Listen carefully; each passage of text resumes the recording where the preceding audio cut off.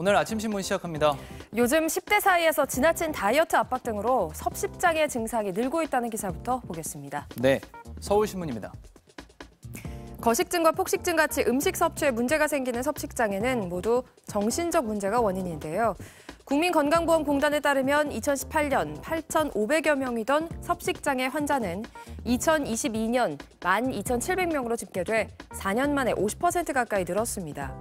특히 최근 5년간 섭식장애 환자 5만 1,200여 명 가운데 여성 비율이 80%를 넘겼고 10대 이하 여성 거식증 환자의 증가폭은 가장 컸습니다. 신문은 10대 이하 섭식장애 환자가 늘고 있는 원인 중 하나로 SNS를 꼽았는데요. 깡마른 몸 사진을 올리고 극단적 절식을 함께 할 친구를 찾는 글이 자주 올라오는 실정이고요. 과도한 체중 감량에 따른 청소년기 섭식장애는 뇌를 위축시켜 집중력과 기억력 저하 증상을 초래할 수 있고 알코올 의존이나 자해 등을 일으키는 충돌 조절 장애도 발병할 수 있다고 전문가들은 경고했습니다. 다음은 중앙일보입니다. 국가교육위원회가 지난달 26일 음악과 미술, 체육을 통합해서 가르치는 기존 즐거운 생활 과목에서 체육을 떼어내 별도 교과로 신설하겠다고 밝혔는데요. 학생들 신체 활동이 부족하다는 판단에 따른 겁니다. 35년 만에 초등학교 1, 2학년에 체육이 부활하면서 논란도 일고 있습니다.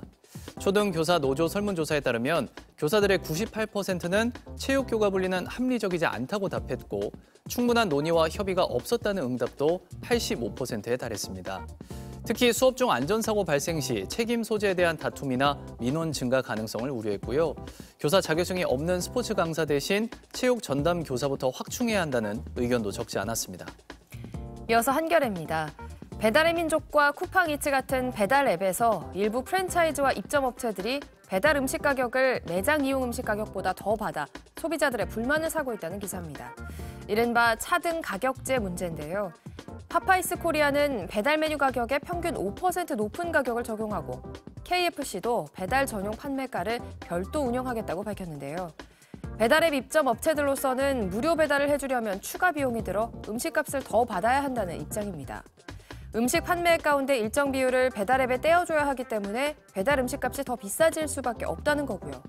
결국 무료 배달을 내건 배달앱들 간 경쟁이 가열될수록 부담은 소비자에게 전가되는 꼴이라고 신문은 전했습니다. 다음은 지역신문 기사 보겠습니다. 먼저 재민일보입니다. 제주 숙박업계의 휴업과 폐업이 증가하는 가운데 대규모 관광 숙박시설 조성까지 곳곳에서 추진되고 있습니다. 코로나 당시 제주 숙박업체들의 휴폐업이 급증한 뒤 지난해부터 회복 기미를 보이고 있는데요.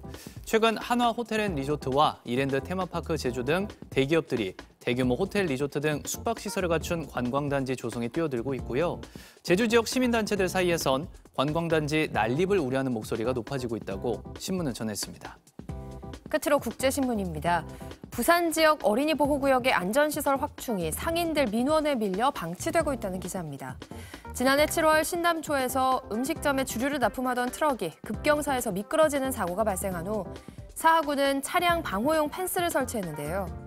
상인들이 영업에 지장을 받는다며 민원이 이어지면서 안전 펜스 설치가 쉽지 않은 상황입니다.